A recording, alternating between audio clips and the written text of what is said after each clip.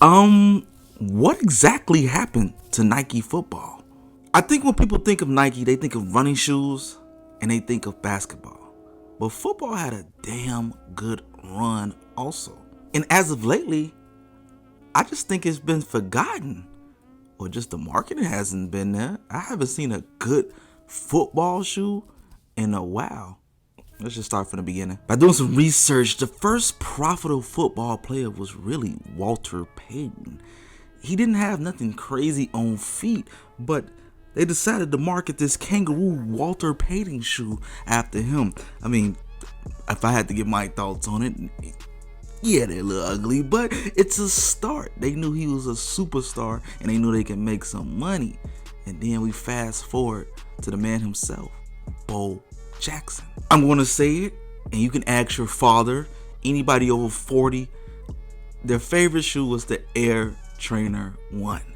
This shoe was legendary, first released in 1988, and it took the world by storm. Like I said, ask your dad. He's going to say everything good about Bo Jackson's. What I liked about Nikes in the 80s, I feel like they always cared if you didn't play football. They wanted you to look good too. I feel like current days, it's only for performance. That's not a bad thing, but when I buy shoes, I've never, look, if you look at most of the consumers of all time, they've never bought the shoe to play in. Literally, they bought the shoe because their favorite player was playing in it, and that's facts. Look, I know most of the kids wouldn't even wear trainers now, but this is still a stylish shoe. This is an all-time classic. You literally cannot talk Nike at that time without Bo Jackson's. This is facts. And then when you thought they couldn't drop a banger back to back, in 1989 they dropped the Air Trainer 2. Classic. Look, I'm a sucker for a strap. Pause. They was on fire around this time.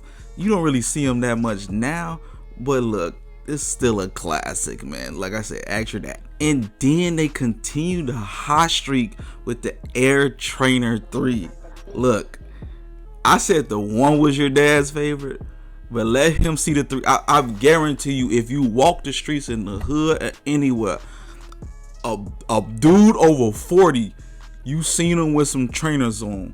They love the trainers so much, they made me a fan of it, bro. The Trainer 3 is an all-time classic, even though they did take away the strap, but a banger note nonetheless.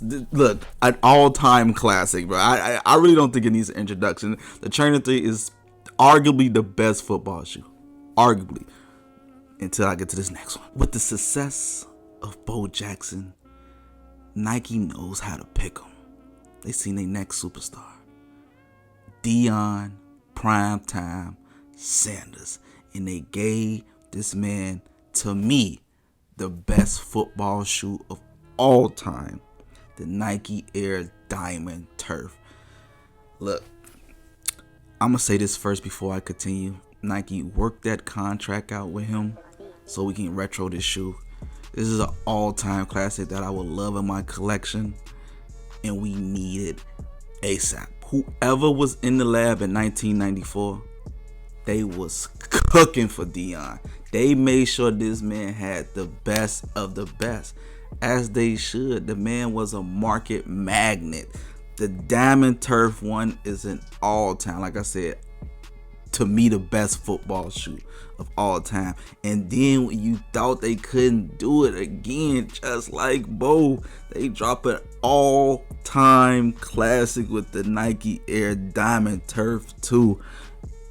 Jesus, Nike, like Deion, y'all was on fire with this man. The hot streak was crazy. And then another one in 1996, the Diamond Turf Max. Oh, Jesus Christ. For the people that don't understand, besides Jordans, Nike football in the 90s was right there. Like when I say right there, like I said, ask somebody over 40, they gonna Diamond Turf you and Bo Jackson you to death. Like I will find pictures of my mother and my step pops wearing diamond uncles, all that.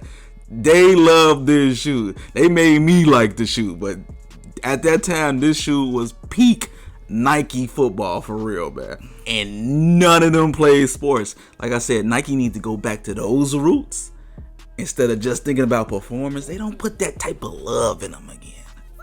Continue. And then they dropped the 4 after that.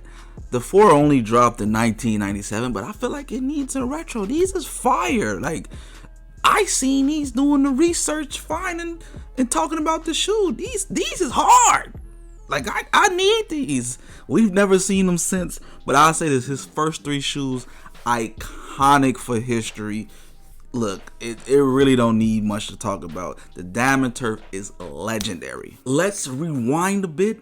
In the midst of signing Deion Sanders, they say, look, let's just cook up. They had other signature athletes they had to do too. The Air Missions, my boy Junior, the Air Veer, Bruce Smith, the classic all time. I'm gonna put this in the top 10 football shoes. The Air Speed Turfs, classic. Dan Marino. Air Barrage is underrated. The Zoom Turf, Brett Favre and Barry Sanders killed it. Look, let's go to the 2000s. Look, I don't think y'all understand. Y'all can say whatever y'all want about the man, but when Mike Vick got on the scene, I'm gonna say between Bo, Deion, and then Vick, top marketing Nike football.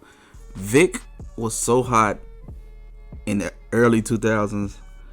He was just a marketing machine. And then the Vicks is an all-time hood classic. The Nike Zoom Vicks, legendary. As a kid, 10, 11 years old, I remember everybody walking around in these shoes. They was just tearing it up throughout the years. And if Vic didn't get in trouble, and we all know what happened in that little stretch, but would have been legendary. But he left some classic shoes. I think they need to be retro for sure.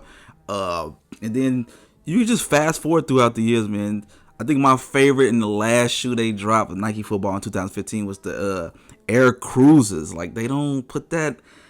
This is like the last shoe they decided to put love in. Like, you can wear these.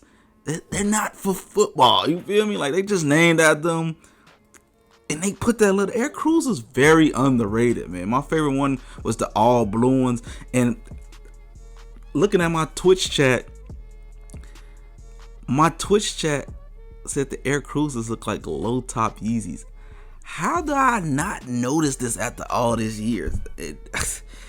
Look, banger. This is, can I say it's a classic? Yes, it's a classic. Hard. But if you look at Nike football now, they don't really put that type of love in them now, man. I haven't seen it. When was the last time you actually seen a Nike football, a good shoe that he dropped? I'm not talking about performance. I don't care. Look, this is not a Baller's Life page or nothing. I buy shoes because I like them, not the performance. I can give two shits. Basketball, football, whatever. We bought shoes because of the signature athlete and the story behind it. I don't really care about the performance, and I feel like that's what they're focused on nowadays, and they just probably drop a classic just to shut us up. But give us something new. I feel like it's some people in the NFL that's very profitable, and we can kill it. I'm looking at it like, I don't think they terrible, but somebody bad this man Patrick Mahomes out his contract. I feel like Nike can do something better. Look, I just found out this man even had a shoe. Looking at it now, I'm doing my research, bro. They don't push him. We don't care about him. We know Pat Mahomes the best player in the league. He deserves better. He deserves better. But do y'all think Nike football can make a comeback? Maybe one day. I'm hoping for a comment. Y'all let me know. Leave a comment, like, subscribe. I appreciate it. Grows the channel. Can Nike football make a comeback? Like I said, I don't want to wear this on the court. I want to wear this everywhere. I want to bust a fit with it. Can we get back to that era? Can Nike football come back?